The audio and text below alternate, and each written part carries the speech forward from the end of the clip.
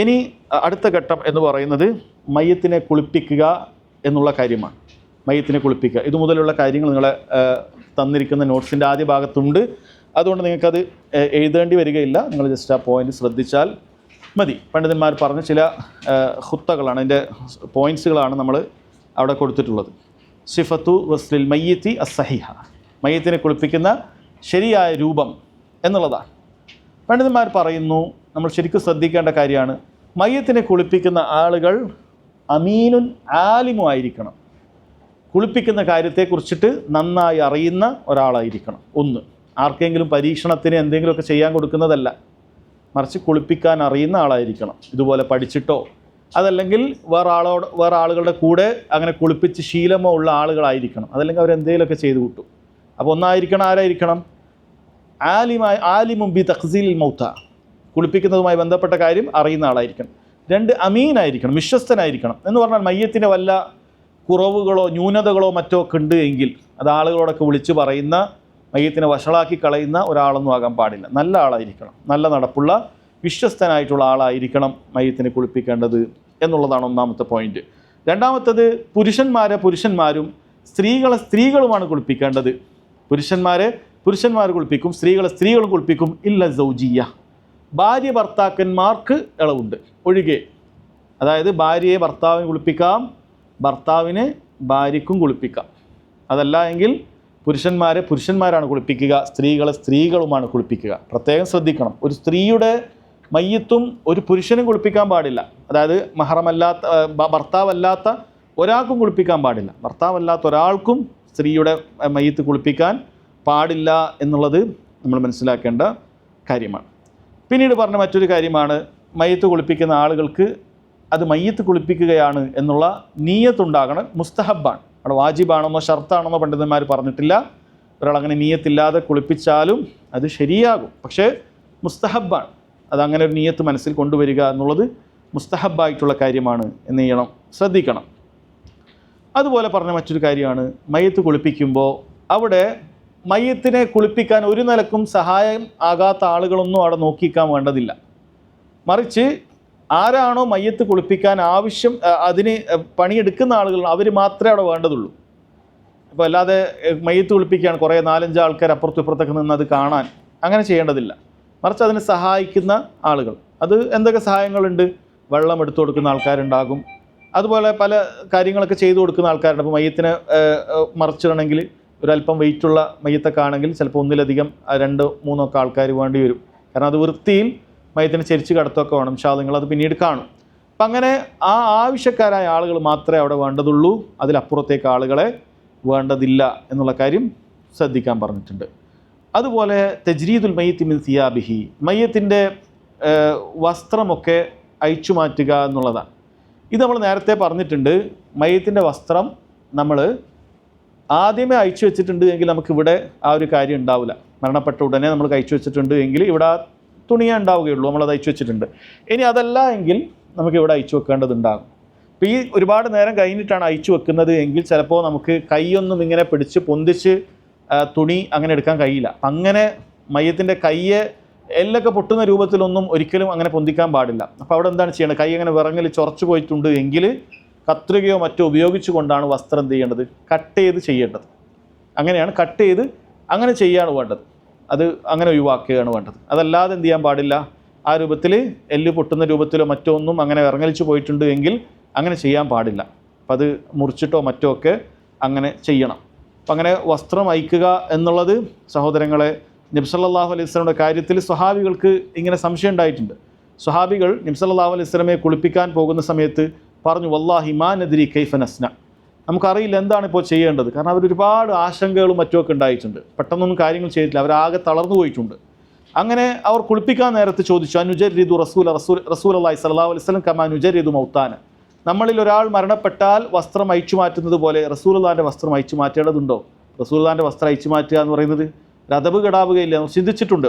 അം നുഗസ്സിലുഹു അലൈഹി തിയാബു, അതല്ല വസ്ത്രം ഇട്ടുകൊണ്ട് തന്നെ അതിന് മുകളിലൂടെ കുളിപ്പിച്ചാൽ മതിയോ എന്ന് എന്ത് ചെയ്തിട്ടുണ്ട്, അവർ ചിന്തിച്ചിട്ടുണ്ട്.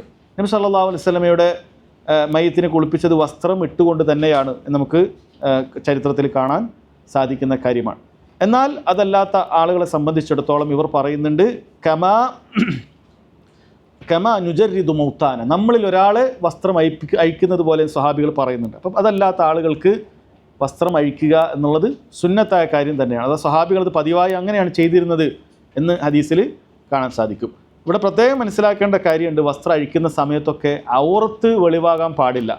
എന്ന് വെച്ചാൽ മുട്ടുപൊക്കിളിനിടയിൽ, പുരുഷനാണെങ്കിൽ മുട്ടുപൊക്കിളിനിടയിൽ കട്ടിയുള്ള തോർത്തോ തുണിയോ മറ്റോ ഇട്ടതിന് ശേഷം മാത്രമാണ് നമ്മൾ എന്ത് ചെയ്യേണ്ടത്, വസ്ത്രം അഴിച്ച് മാറ്റേണ്ടത്. അപ്പോൾ ആ സമയത്ത് ഔറത്തിൻ്റെ ഭാഗത്തേക്ക് നോക്കാൻ പാടില്ല. അതുപോലെ തന്നെ കൈ എല്ലാ സമയത്തും ഔറത്ത് സ്പർശിക്കാതിരിക്കാൻ ഗ്ലൗസോ മറ്റോ ഒക്കെ ധരിക്കുന്നത് നല്ലതാണ്. പ്രത്യേകിച്ചും കുളിപ്പിക്കുമ്പോഴാണ് അത് എടുത്തു പറയാറുള്ളത്. ഏത് സമയത്തായാലും മയ്യത്തിൻ്റെ ഔറത്തിൻ്റെ ഭാഗത്ത് സ്പർശിക്കുക, നേരിട്ട് കൈകൊണ്ട് സ്പർശിക്കുക എന്നുള്ളതും ചെയ്യാതിരിക്കണം. ഇപ്പോൾ ഇവിടെ ഈ കാര്യങ്ങൾ ശ്രദ്ധിക്കുക. അടുത്തത് ഹൽഉൽ അശ്യാ ഇസ്സമീൻ അനിൽ മയ്യിത്ത്, മയ്യത്തിൻ്റെ ശരീരഭാഗത്ത് വിലപിടിപ്പുള്ള വല്ല വസ്തു ഉണ്ടെങ്കിൽ അതൊക്കെ ഊരി മാറ്റണം. ഇതുപോലെ സ്ത്രീകളാണെങ്കിൽ ആഭരണങ്ങൾ ഉണ്ടാകും. ഇനി പുരുഷന്മാരാണെങ്കിലും വെള്ളിയുടെ മോതിരോ മറ്റോ ഒക്കെ ധരിച്ചിട്ടുണ്ടെങ്കിൽ അങ്ങനെ ഉണ്ടാകും. അതല്ലെങ്കിൽ വെപ്പ് പല്ല്, അത് സ്വർണത്തിൻ്റെതോ അല്ലെങ്കിൽ അങ്ങനെ എന്തെങ്കിലുമൊക്കെ വെച്ചിട്ടുണ്ടെങ്കിൽ ഇങ്ങനെയുള്ള വിലപിടിപ്പ പല കാര്യങ്ങളും ഉണ്ടാകാൻ സാധ്യതയുണ്ട്. അപ്പോൾ ഈ കാര്യങ്ങളൊക്കെ അയച്ചു മാറ്റേണ്ടതാണ്.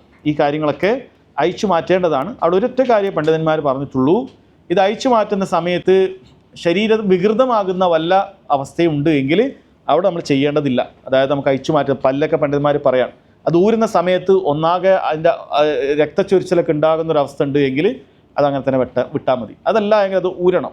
ഇനി സ്വർണത്തിൻ്റെ മോതിരയോ മറ്റോ ഒക്കെ സ്ത്രീകളുടെ കാടുമെങ്കിൽ, അല്ലെങ്കിൽ പുരുഷന്മാരുടെ വെള്ളിയൊക്കെ ആണെങ്കിൽ അത് മുറിച്ചിട്ടെടുക്കണം.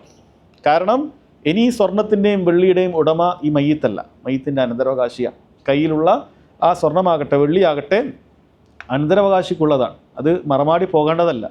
അപ്പം അങ്ങനെ ശരീരം വികൃതമാകാത്ത രൂപത്തിലാണ് എങ്കിൽ അത് കട്ട് ചെയ്തിട്ടാണെങ്കിലും എന്ത് ചെയ്യണം, അത് മുറിച്ചെടുക്കണം എന്നുള്ളതാണ്. അതിന് കഴിവുള്ള ആളുകൾ അത് എന്ത് ചെയ്യും, അത് ചെയ്യും. അപ്പം അങ്ങനെയാണ് ചെയ്യേണ്ടത്. അതുപോലെ മയ്യത്തിൻ്റെ കാര്യം നമ്മൾ പറഞ്ഞു, ഔറത്ത് പൂർണ്ണമായി എല്ലാ നേരത്തും മറച്ചു വെക്കണം. ഇസ്ലാസിനെ പറഞ്ഞിട്ടുണ്ട്, ലാ യൻദുറു റജുൽ ഇല ഔറത്ത് റജുൽ വലൽ മർഅതു ഇല ഔറത്തിൽ മറ, ഒരു പുരുഷൻ്റെ ഔറത്തിലേക്കോ സ്ത്രീയുടെ ഔറത്തിലേക്ക് നോക്കാൻ പാടില്ല. അന്യ സ്ത്രീകളെ മാത്രമല്ല പുരുഷന്മാരുടെ ഔറത്തിലേക്ക് നോക്കാൻ പാടില്ല. മുട്ടുപൊക്കിളിൻ്റെ ഇടയിലുള്ളൊരു ഭാഗം ഒരാൾ നോക്കാൻ പാടില്ല. സ്ത്രീകളും അങ്ങനെ തന്നെ, സ്ത്രീകളുടെ ഔറത്തിൻ്റെ ഭാഗം സ്ത്രീകളാണെങ്കിൽ തന്നെയും പരസ്പരം നോക്കാൻ പാടില്ല എന്ന കാര്യം എന്ത് ചെയ്യണം, ശ്രദ്ധിക്കണം. ഇത് ശ്രദ്ധിക്കുക. അപ്പോൾ അടുത്തത് അതേപോലെ തന്നെ മയ്യത്ത് കുളിപ്പിക്കുന്ന ആൾ കയ്യിൽ എന്ത് ചെയ്യുക, എന്തെങ്കിലുമൊക്കെ തുണിയോ മറ്റോ ഒക്കെ ചുറ്റുക എന്നുള്ളത് ചെയ്യേണ്ട കാര്യമാണ്. അലി ബിൻ അബി താലിബ് റളിയല്ലാഹു അൻഹു, അദ്ദേഹമാണ് നബി സല്ലല്ലാഹു അലൈഹി വസല്ലം മയ്യത്തിനെ കുളിപ്പിച്ചത്. അതുപോലെ ഫദ്ൽ റളിയല്ലാഹു അൻഹു ഉണ്ടായിരുന്നു. അപ്പോൾ അദ്ദേഹത്തിൻ്റെ കയ്യിലൊക്കെ അങ്ങനെ ചെയ്തിട്ടുണ്ടെന്ന് കാണാൻ സാധിക്കും. അതായത് മയ്യത്തിൻ്റെ ഔറത്ത് നമ്മൾ കാണാത്തത് പോലെ തന്നെ ഔറത്ത് സ്പർശിക്കാനും പാടില്ല, ഔറത്ത് സ്പർശിക്കാനും പാടില്ല. അപ്പം മയ്യത്തിൻ്റെ ഔറത്തിൻ്റെ കാര്യത്തിൽ രണ്ട് കാര്യമാണ്, നളറിൻ്റെ സത്രും വേണം, അതുപോലെ ലംസിൻ്റെ സത്രും വേണം. അതായത് സ്പർശനവും നേരിട്ട് പാടില്ല, നോട്ടവും നേരിട്ട് പാടില്ല ഔറത്തിൻ്റെ ഭാഗം, മുട്ടുപൊക്കിളിൻ്റെ ഇടയിൽ പ്രത്യേകിച്ചും. ഇനി മറ്റു ഭാഗങ്ങളിലാണെങ്കിൽ പോലും കയ്യിൽ എന്തെങ്കിലുമൊക്കെ കവറോ തുണിയോ മറ്റോ കെട്ടുന്നതാണ് സുന്നത്ത് എന്നാണ്. അപ്പം ഇന്ന് ഉപയോഗിക്കുന്ന ഗ്ലൗസുകളും മറ്റുമൊക്കെ ഉപയോഗിക്കാം. ഇന്നൊരാൾക്ക് കിട്ടിയിട്ടില്ലെങ്കിൽ കോട്ടണോ മറ്റോ കയ്യിൽ ചുറ്റിയിട്ട് അതിനോട് ആണ് നമ്മൾ എന്ത് ചെയ്യേണ്ടത്, മയ്യത്തിന് ശരീരഭാഗത്തൊക്കെ സോപ്പാക്കിയിട്ടും അല്ലാതെയൊക്കെ ഉരച്ചും മറ്റുമൊക്കെ കുളിപ്പിക്കുകയൊക്കെ ചെയ്യുന്നത് അങ്ങനെയാണ് എന്നുള്ളത് മനസ്സിലാക്കണം. 9ാമത്തെ കാര്യം, ഞാൻ എല്ലാ പോയിന്റ് പറഞ്ഞിട്ടില്ല. അടുത്ത കാര്യം എന്ന് പറയുന്നത് മയ്യത്തിൻ്റെ ചെരിച്ച്, അതായത് മുകൾ ഭാഗം ഇങ്ങനെ ചെരിച്ച് കിടത്തിയിട്ട്, മയ്യത്തിനെ എണീപ്പിച്ച് കിടത്തിയിട്ട്, നിങ്ങൾക്ക് ഇൻഷാ അല്ലാഹ് ഇതിൽ കാണാൻ പറ്റും പിന്നീട്, മയ്യത്തിൻ്റെ വയറ് ഒഴിഞ്ഞു കൊടുക്കുക എന്നാണ്. അതായത് വയറ് പ്രസ് ചെയ്ത് കൊടുക്കുക, മുകളിൽ നിന്നും താഴേക്ക് പ്രസ് ചെയ്ത് കൊടുക്കുക. ഇത് ചെയ്യുന്നത് എന്തിനാണെന്ന് വെച്ചാൽ മയ്യത്തിൻ്റെ ഉള്ളിൽ മാലിന്യങ്ങൾ പുറത്തു പോകാതെ ഉണ്ട് എങ്കിൽ, നജാസത്തുകൾ ഉണ്ട് എങ്കിൽ അത് പുറത്തേക്ക് പോകുന്നതിന് വേണ്ടിയിട്ടാണ്. അത് കുളിപ്പിക്കുന്നതിന് മുമ്പ് പുറത്തേക്ക് പോയിട്ടില്ല എങ്കിൽ പിന്നീട് കുളിപ്പിച്ചതിന് ശേഷമൊക്കെ അത് പുറത്തു വരാൻ സാധ്യതയുണ്ട്. അത് കഫൻ ചെയ്യുമ്പോഴൊക്കെ നജസുകൾ ആ കഫൻ തുണിയിലാകും. അതുകൊണ്ട് എന്ത് ചെയ്യണം, അത് ആദ്യമേ അങ്ങനെ ചെയ്തു കൊടുക്കണം എന്നാണ് പറയുന്നത്. അങ്ങനെ ചെയ്തു കൊടുക്കണം. അതുപോലെ തന്നെ പിന്നീട് ഇതെല്ലാം ചെയ്തതിന് ശേഷമാണ് കുളിപ്പിക്കാൻ ആരംഭിക്കുന്നത്. ഇൻഷാ അല്ലാഹ് ഒരു 5 മിനിറ്റും കൂടി കഴിഞ്ഞിട്ട് നമുക്ക് ബ്രേക്ക് എടുക്കാം. ഇതെല്ലാം കഴിഞ്ഞതിന് ശേഷമാണ് നമ്മൾ എന്ത് ചെയ്യുന്നത്, കുളിപ്പിക്കാൻ ആരംഭിക്കുന്നത്. അപ്പോൾ ഇതൊക്കെ നമ്മൾ ആദ്യമേ ചെയ്തു വെച്ചു. ഇനി മയ്യത്തിനെ കുളിപ്പിക്കുകയാണ്. അപ്പോൾ മയ്യത്തിനെ കുളിപ്പിക്കുമ്പോൾ മനസ്സിലാക്കേണ്ട കാര്യം, പണ്ഡിതന്മാർ വിശദീകരിച്ചത്, ഇമാം അഹ്മദ് റഹിമഹുള്ളയെ പോലെയുള്ള ആളുകൾ വിശദീകരിച്ചൊരു ഖായിദയുണ്ട്. മയ്യത്തിനെ കുളിപ്പിക്കാൻ നമുക്ക് എളുപ്പത്തിൽ മനസ്സിലാക്കണമെങ്കിൽ മയ്യത്തിനെ കുളിപ്പിക്കൽ ഗുസ്ലുൽ ജനാബയോട് ഉപമിച്ചാൽ മതി. ഗുസ്ലുൽ മയ്യിത്തി കഗുസ്ലുൽ ജനാബ, മയ്യത്തിനെ കുളിപ്പിക്കൽ ജനാബത്തിനെ കുളിപ്പിക്കുന്നത് പോലെയാണ്. എന്ന് വെച്ചാൽ ജനാബത്തിൻ്റെ ഫർള് എന്താ, ശരീരം മുഴുവൻ നനയുക, നിയത്തോടു കൂടി ശരീരം മുഴുവൻ നനയുക എന്നുള്ളത് ജനാബത്തിൻ്റെ ഫർളുള്ളൂ. എന്തില്ല, തർത്തീബൊന്നുമില്ല. ജനാബത്ത് കുളിക്കുന്ന ഒരാൾക്ക് തലയിൽ ആദ്യം ഒഴിക്കണമെങ്കിൽ ഒഴിക്കാം, കാലിൽ ആദ്യം ഒഴിക്കണമെങ്കിൽ ഒഴിക്കാം, എങ്ങനെയാണെങ്കിലും ശരി ശരീരം മുഴുവൻ നനഞ്ഞാൽ മതി. അതുപോലെ മുവാലാത്തും ഷർത്തില്ല. അതായത് തല നനഞ്ഞ് ഉടനെ തന്നെ ഉണങ്ങുന്നതിന് മുമ്പ് തന്നെ വുളു പോലെ തന്നെ ഉണങ്ങുന്നതിന് മുമ്പ് തന്നെ അടിഭാഗം കഴുകണമെന്നില്ല. എങ്ങനെയാണെങ്കിലും ജനാബത്ത് കൂടി നിയത്തോടു കൂടി മുഴുവൻ ഭാഗവും കഴുകിയാൽ ശരിയാകും. അതോടൊപ്പം വായിൽ വെള്ളം കൊപ്പിളിക്കുക, മൂക്കിൽ വെള്ളം കയറ്റി ചീറ്റുക, ഇതുകൂടി ഇത്രയും ചെയ്താൽ ജനാബത്ത് ശരിയാകും. അതേപോലെ തന്നെ കുളിപ്പിക്കുന്ന ഒരാൾക്ക് എങ്ങനെയും കുളിപ്പിക്കാൻ അറിയില്ലെങ്കിൽ എന്ത് ചെയ്താൽ മതി, ശരീരം മുഴുവൻ നനക്കുക എന്നുള്ളൊരു കാര്യം തന്നെ ചെയ്താൽ മയ്യത്തിനെ കുളിപ്പിക്കുക എന്നുള്ള ഫർളി കിഫായ.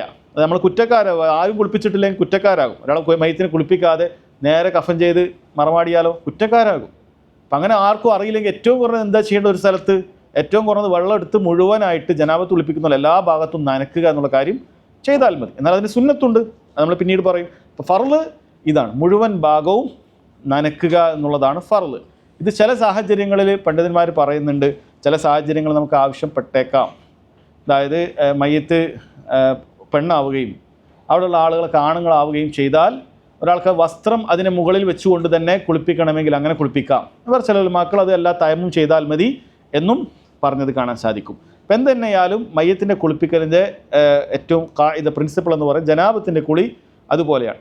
എന്നാൽ അതിൻ്റെ ഓരോ രൂപം പറയുകയാണെങ്കിൽ ഒന്നാമതായിട്ട് നമ്മൾ എന്ത് ചെയ്യണം, ജനാബത്തിലൊക്കെ നമ്മൾ ചെയ്യുന്നത് പോലെ തന്നെ ലൈംഗിക ഭാഗങ്ങൾ ആ ഭാഗങ്ങൾ എന്ത് ചെയ്യണം, വൃത്തിയാക്കണം. നമ്മുടെ കയ്യിൽ എന്തുണ്ട്, കയ്യിൽ കെട്ടിയിട്ടുണ്ട്, അപ്പോൾ ആ ഭാഗങ്ങളൊന്ന് വൃത്തിയാക്കി കൊടുക്കുക. അപ്പോൾ അവിടെ എന്തെങ്കിലും നജാസത്തുകൾ ഉണ്ട് എങ്കിൽ വെള്ളം ഒഴിച്ചുകൊണ്ട് ആ ഭാഗങ്ങൾ വൃത്തിയാക്കി കൊടുക്കുക. അതിനുശേഷം നമ്മൾ ജനാബത്ത് കുളിപ്പിക്കുന്ന പോലെ നമ്മൾ ആദ്യം വുളു എടുക്കുന്നത്, ആ വുളു എടുക്കുക. ആ വുളു മയ്യത്തിൻ്റെ വുളു എടുക്കുമ്പോൾ എങ്ങനെയാണ്, നമ്മൾ മയ്യത്തിൻ്റെ കൈ ഒരാളിങ്ങനെ പിടിച്ചിട്ട് കൈ എന്ത് ചെയ്യണം, നമ്മൾ വെള്ളം ഒഴിച്ചു കൊടുക്കണം. സാധാരണ വുളുവൊക്കെ എടുക്കുന്ന പോലെ തന്നെ 3 പ്രാവശ്യം കൈ ഇങ്ങനെ കഴുകി കൊടുക്കുക. നമ്മൾ ഇങ്ങനെ ഒഴിച്ചു കൊടുത്താൽ മതി, അതങ്ങനെ കഴുകിയാൽ മതി. പിന്നീട് നമ്മൾ എന്ത് ചെയ്യണം, മുഖം കഴുകി കൊടുക്കണം. മയ്യത്തിൻ്റെ മുഖം കഴുകുന്ന സമയത്ത് ജീവിച്ചിരിക്കുന്നവരാണെങ്കിൽ വായിൽ വെള്ളം കൊപ്പിളിക്കുകയും മൂക്കിൽ വെള്ളം കയറ്റി ചീറ്റുകയും ചെയ്യും.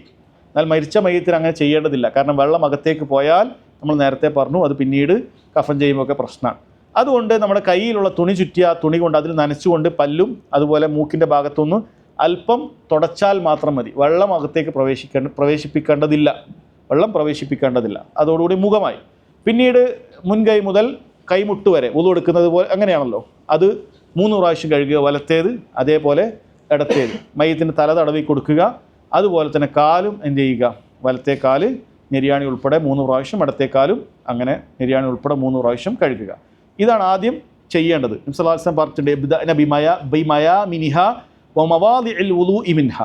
മയ്യത്ത് കുളിപ്പിക്കുമ്പോൾ വലത് ഭാഗം മുന്തിക്കണം, അതുപോലെ വുളുവിൻ്റെ അവയവങ്ങൾ നിങ്ങൾ എന്ത് ചെയ്യണം, ആരംഭിക്കണം എന്ന് നബി സല്ലല്ലാഹു അലൈഹി വസല്ലം പറഞ്ഞിട്ടുണ്ട്. അപ്പോൾ അതാദ്യം ചെയ്ത് കഴിഞ്ഞാൽ പിന്നീട് നമ്മൾ ചെയ്യേണ്ടത് എന്താണ്, പിന്നീട് സാധാരണ കുളിപ്പിക്കുന്നത് പോലെ തല കഴുകുക എന്നുള്ളതാണ്. അപ്പോൾ തല എന്ത് ചെയ്യണം, മയ്യത്തിൻ്റെ തലഭാഗം നന്നായി കഴുകി കൊടുക്കുക. തലഭാഗം നന്നായി കഴുകി കൊടുക്കുക. നബി സല്ലല്ലാഹു അലൈഹി വസല്ലം പറഞ്ഞിട്ടുണ്ട്, ഇഗ്സിലൂഹു ബിമാഇൻ വസിദ്ർ, നിങ്ങൾ വെള്ളവും സിദ്റും എന്ന് പറഞ്ഞാൽ എലന്തമരാണ്. അപ്പോൾ നമുക്ക് സോപ്പിന് പകരം ഉപയോഗിക്കുന്ന കാര്യമാണ്. അപ്പോൾ അത് സിദ്ർ കിട്ടിയിട്ടില്ലെങ്കിൽ ഒരാൾക്ക് സോപ്പ് ഉപയോഗിക്കാം. എന്ന് വെച്ചാൽ ശരീരം മുഴുവൻ നല്ല വൃത്തിയാക്കാൻ പറ്റുന്ന കാര്യങ്ങൾ കൊണ്ട് സോപ്പോ അല്ലെങ്കിൽ ബോഡി വാഷോ ഷാമ്പുവോ എന്താണോ ഉള്ളത് അത് വെച്ചിട്ട് കഴുകി കൊടുക്കണം. അപ്പോൾ തലഭാഗത്തൊക്കെ അങ്ങനെ ആക്കിക്കൊണ്ട് തല 3 പ്രാവശ്യം കഴുകുക. പിന്നീട് നമ്മൾ ചെയ്യേണ്ടത് വലതുഭാഗവും ഇടതുഭാഗവും കഴുകണം. ആ കടകുന്ന രൂപമുണ്ട്, ഞാൻ പറയാം, പിന്നീട് നിങ്ങൾ വീഡിയോ കാണും. വലതുഭാഗം, ശരീരത്തിൻ്റെ വലതുഭാഗം മുകളിൽ നിന്നും ഇങ്ങനെ കഴുകിയിട്ട് പിന്നീട് ഇടത് ആരംഭിക്കുന്നതിന് മുമ്പ് മയ്യത്തിനെ ഇടതുഭാഗത്തേക്ക് അല്പം ചെരിച്ചാൽ വലതുഭാഗത്തിൻ്റെ പുറംഭാഗം കിട്ടും. അപ്പോൾ അവിടെയും കഴുകി കൊടുക്കുക. അങ്ങനെ ആ ഭാഗം കൃത്യമായാൽ പിന്നീട് ഇടതുഭാഗം കഴുകുക. അതായത് നമ്മളെ തല കഴിഞ്ഞാൽ ബാക്കി എന്താണോ കഴുകാൻ ബാക്കിയുള്ളത് മുഴുവൻ കാലറ്റം വരെയും അത് മുൻഭാഗം കഴുകുക. വലതുഭാഗത്തേക്ക് അല്പം കുത്തി ചെരിച്ച് കഴിഞ്ഞാൽ ഇടതുഭാഗത്തിൻ്റെ അടിഭാഗവും കഴുകാൻ സാധിക്കും. അപ്പോൾ ആ രൂപത്തിലായി കഴിഞ്ഞാൽ 1 പ്രാവശ്യം കഴുകലായി. ഇങ്ങനെ മയ്യത്തിന് 1 പ്രാവശ്യം കഴുകിയാൽ മതിയെങ്കിൽ അത് ഫർള് വീടി കഴിഞ്ഞു. എന്നാൽ മയ്യത്തിൻ്റെ എന്ത് ചെയ്യുക, കൂടുതൽ വൃത്തി വേണമെങ്കിൽ 2ഓ 3ഓ പ്രാവശ്യമൊക്കെ കുളിപ്പിക്കാവുന്നതാണ്. 3 പ്രാവശ്യമൊക്കെ എന്ത് ചെയ്യാം, അതിനെ കുളിപ്പിക്കാവുന്നതാണ്. നജാസത്തുകളോ മറ്റോ പുറത്തു വരികയാണെങ്കിൽ അവിടെയൊക്കെ കഴുകി കുളിപ്പിക്കാവുന്നതാണ്. എന്നാൽ അവസാനത്തെ കുളി, അത് അവസാനം നമ്മൾ 3 പ്രാവശ്യമാണ് കുളിപ്പിക്കുന്നത് എങ്കിൽ 3ാമത്തെ കുളിയിൽ ആ വെള്ളത്തിൽ നമ്മൾ കർപ്പൂരം കലർത്തിയ വെള്ളമാണ് ഉപയോഗിക്കുക. നബി സല്ലല്ലാഹു അലൈഹി വസല്ലം പറഞ്ഞു, വജഅൽന ഫിൽ ആഖിറതി കാഫൂറ, അവസാനത്തേത് നിങ്ങൾ എന്ത് ചെയ്യണം, കർപ്പൂരം കലർത്തിയ വെള്ളം ഉപയോഗിക്കണം എന്ന് പറഞ്ഞിട്ടുണ്ട്. ഇപ്പോൾ കർപ്പൂരം കലർത്തിയ വെള്ളം ഉപയോഗിക്കുന്ന 2 ഫായിദകളാണ്. ഒന്ന് നല്ല മണം ഉണ്ടാവും, നല്ല മണം ഉണ്ടാവും. രണ്ട്, ശരീരം നല്ല ഉറച്ച് തന്നെ നിൽക്കും, ശരീരം നല്ല വൃത്തിയിൽ ഉറച്ച് തന്നെ അത് നിൽക്കും, പിന്നീട് കഫൻ ചെയ്യുമ്പോഴും മറ്റുമൊക്കെ നിൽക്കും. എന്നാൽ ഇഹ്റാമിലുള്ള ഒരാൾ ഇത് ചെയ്യാൻ പാടില്ല. ഇഹ്റാമിലുള്ള ഒരാൾ ഇത് ചെയ്യാൻ പാടില്ല, കാരണം ഇത് സുഗന്ധത്തിന് ഉപയോഗിക്കുന്നതാണ്. ഇഹ്റാമിൽ ഒരാൾ മരണപ്പെട്ടാൽ അയാൾ മുഹരിമാണ്, സ്ത്രീയാകട്ടെ പുരുഷനാകട്ടെ സുഗന്ധം ഉപയോഗിക്കാൻ പാടില്ല.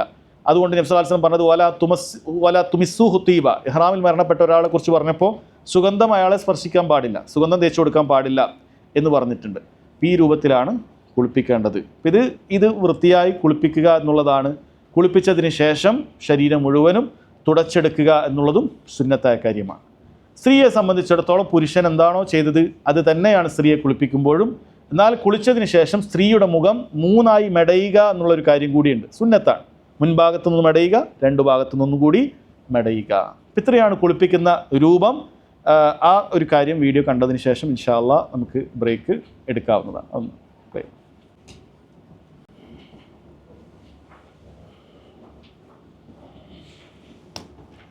നമ്മൾ ആദ്യം മയ്യത്തിനെ ഇപ്പോൾ കുളിപ്പിക്കുന്നതിന് മുമ്പ് ഇങ്ങനെ മറച്ചു വെച്ചിട്ടായിരിക്കും ഉണ്ടാവുക. നമ്മളെവിടെയാണ് ഉള്ളത് അവിടുന്ന് കുളിപ്പിക്കേണ്ട സ്ഥലത്തേക്ക് ഇങ്ങനെ കൊണ്ടുവന്ന് കിടത്തിയിട്ടുണ്ട്.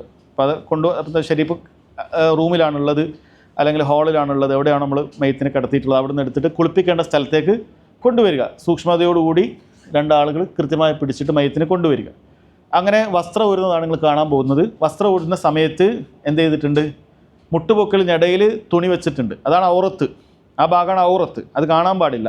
അതുകൊണ്ട് ആ ഭാഗത്ത് വെക്കണം. അതെപ്പോഴും ശ്രദ്ധിക്കേണ്ടത് ആ വെക്കുന്നത് കട്ടിയുള്ളതായിരിക്കണം. പലപ്പോഴും നമ്മുടെ നാട്ടിലൊക്കെ ചിലത് വളരെ നേരിയതൊക്കെ ആയിരിക്കും വെക്കുക. നല്ല അറബികളൊക്കെ പൊതുവെ ഉപയോഗിക്കും, നമ്മളെ നല്ല ടർക്കി പോലത്തെ തുണിയാണ്, അതൊക്കെ ഉപയോഗിക്കാം. നല്ലതെന്താണോ അത് ഉപയോഗിക്കാം, അവിടെ ഔറത്ത് കാണാത്ത രൂപത്തിൽ അത് ഉപയോഗിക്കാം. പിന്നീട് വസ്ത്രം ഊരുന്നത് നിങ്ങൾ കണ്ടു, അതൊക്കെ ചെയ്യാൻ പറ്റുന്ന കാര്യമാണ്. മുറിക്കണമെങ്കിൽ മുറിക്കുക. പിന്നീട് ശരീരത്തിൻ്റെ മുകൾ ഭാഗം അമർത്തിയിട്ട് മാലിന്യമുണ്ട് എങ്കിൽ അവിടെ അമർത്തുകയും, അതേപോലെ തന്നെ ആ അമർത്തുന്ന സമയത്ത് ഒരാൾ എന്ത് ചെയ്യണം, ഗുഹ്യഭാഗങ്ങളിൽ വെള്ളം ഒഴിച്ചുകൊണ്ടേ ഇരിക്കണം.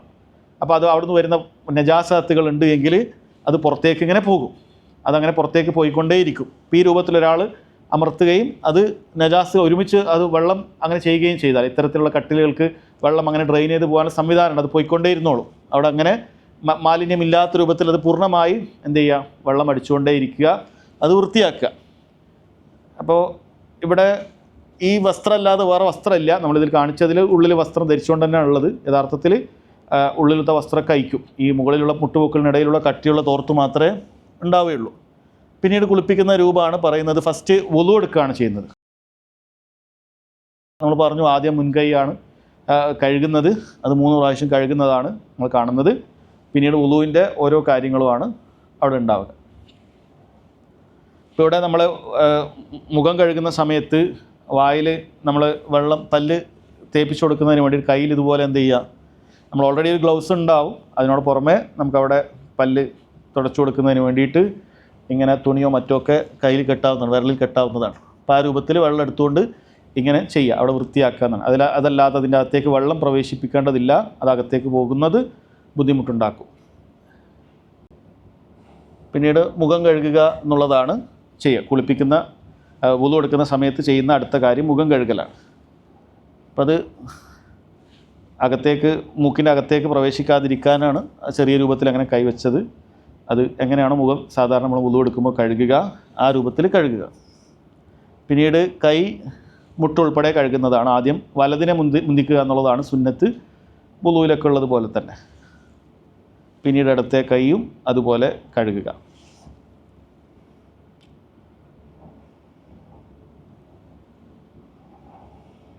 പിന്നീട് തല ഈ രൂപത്തിൽ തടവി കൊടുക്കുക, ചെവിയും ഒപ്പം തടവുക. ഇതൊക്കെ നമ്മൾ എങ്ങനെയാണോ നമ്മൾ സ്വന്തത്തിന് വുളു എടുക്കുന്നത് അതുപോലെ തന്നെ. പിന്നീട് വലത്തേക്കാലും ഇടത്തേക്കാലും ഈ രൂപത്തിൽ ചെയ്യുക.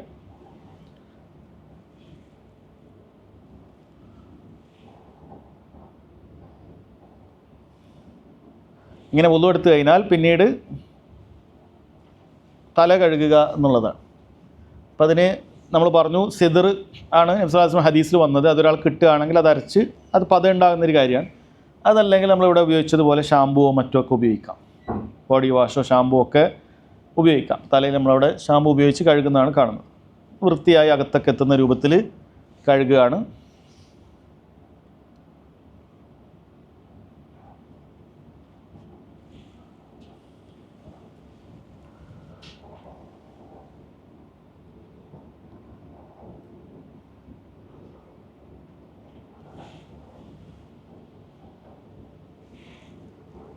പിന്നീട് നമ്മൾ പറഞ്ഞു വലതു ഭാഗമാണ് ആരംഭിക്കുക.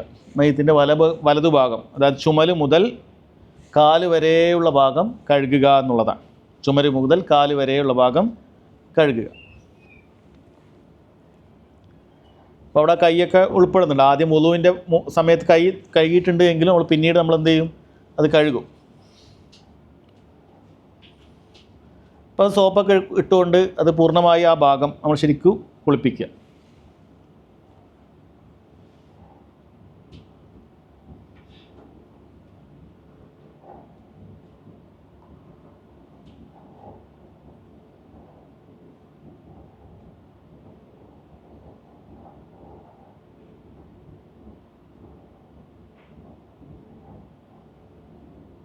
മയ്യത്തിൻ്റെ ഔറത്തിൻ്റെ ഭാഗത്തൊക്കെ ആകുമ്പോൾ നമ്മൾ കയ്യിലും എന്തെങ്കിലും ഗ്ലൗസോ മറ്റോ ഇതാക്കണം. അതുപോലെ നമുക്ക് നോക്കാൻ പാടില്ല, നോക്കാതെയാണ് അവിടെ നമ്മൾ കഴുകുക.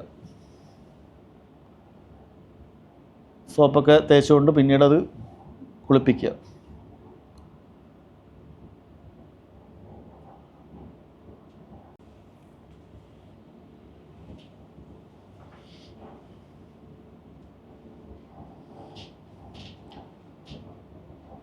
വലതുഭാഗത്ത് നമ്മൾ പറഞ്ഞിട്ടുണ്ട്, മുൻഭാഗം കഴിഞ്ഞാൽ ഇടതുഭാഗത്തേക്ക് ചെരിച്ച് കിടത്തിയിട്ട് വലതുഭാഗത്തിൻ്റെ നേരെ പുറകു ഭാഗം കൂടി കഴുകണം.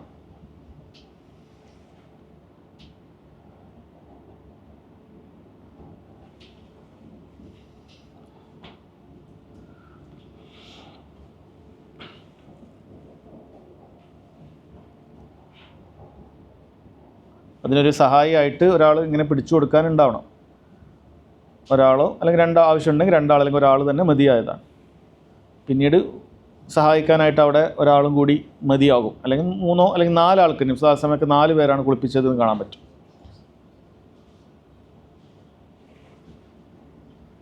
അതേ കാര്യം അടുത്ത ഭാഗത്താണ് കാണുക. ചുമല് മുതൽ കാല് വരെ നനയ്ക്കുക, സോപ്പ് തേക്കുക, വൃത്തിയായി കഴുകുക.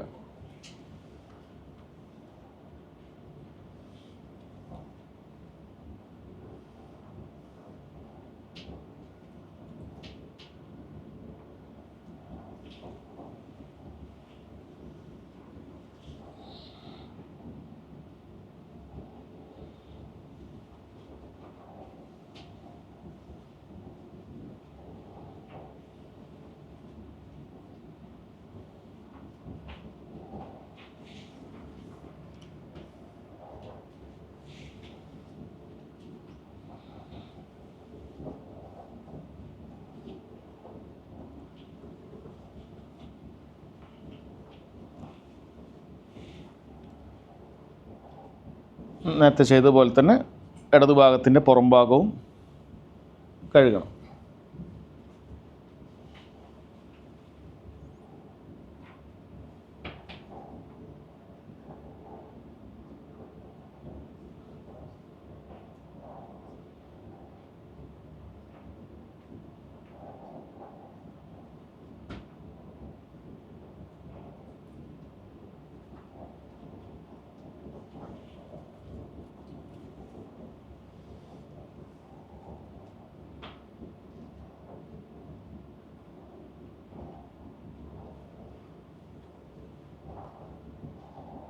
ഇങ്ങനെ നമ്മൾ പറഞ്ഞു, അത് വൃത്തിയാകുന്നതിന് വേണ്ടി 2 or 3 പ്രാവശ്യമൊക്കെ കഴുകാം, അല്ലെങ്കിൽ അതിൽ കൂടുതലും കഴുകാം. എത്രയാണോ ആവശ്യമായിട്ട് വരുന്നത് അത്രയും പ്രാവശ്യം കഴുകാം. ഇനി അവസാനത്തിലുള്ള കാര്യം അവിടെ കാഫൂർ ഉണ്ടാവുക, കർപ്പൂരത്തിലുള്ള ഉണ്ടാവുക എന്നാണ്. കർപ്പൂരം നമുക്ക് വാങ്ങിക്കാൻ കിട്ടും. അതിങ്ങനെ പൊടിയാക്കി കഴിഞ്ഞാൽ, കൈകൊണ്ട് നന്നായി പൊടിയാക്കി കഴിഞ്ഞാൽ അത് അതിൽ അലിഞ്ഞു ചേർന്നോളും.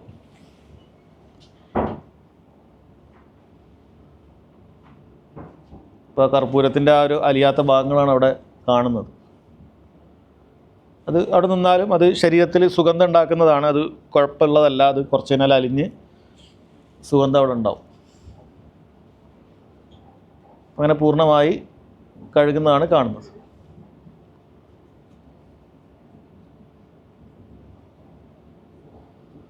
ഇങ്ങനെ കഴുകി കഴിഞ്ഞാൽ നമ്മൾ പറഞ്ഞത് എന്ത് ചെയ്താൽ മതി, തുടച്ചു കൊടുക്കണം. നല്ല തോർത്തെടുത്തുകൊണ്ട് തുടച്ചു കൊടുക്കുക. അങ്ങനെ തുടച്ചു കൊടുക്കുന്ന സമയത്ത് ഈ മുകളിലുള്ള നനഞ്ഞ തുണി മാറ്റിയിട്ട് നമുക്ക് വേറൊരു തുണി വെക്കണമെങ്കിൽ അങ്ങനെ വെക്കാം. അങ്ങനെ പൂർണ്ണമായി തുടക്കുക. അപ്പോൾ ആ തുടക്കുന്ന സമയത്ത് നമ്മളെ മയ്യത്ത് കട്ടിലുണ്ടാവും, അല്ലെങ്കിൽ കുളിപ്പിക്കുന്ന ഈ കട്ടിലുണ്ടാവും, അതിൻ്റെ അടിഭാഗമൊക്കെ തുടക്കുക.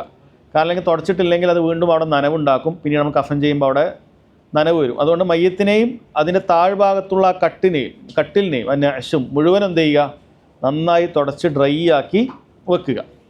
ഇത്രയാണ് മയ്യത്തിനെ കുളിപ്പിക്കുന്ന ഭാഗം. ഇൻഷാ അല്ലാഹ് ചായ ബ്രേക്കിന് ശേഷം കഫൻ ചെയ്യുന്നതും പിന്നീട് നിസ്കരിക്കുന്നതും മറമാടുന്നതും ഒക്കെ ഇൻഷാ അല്ലാഹ് നമുക്ക് മനസ്സിലാക്കാം.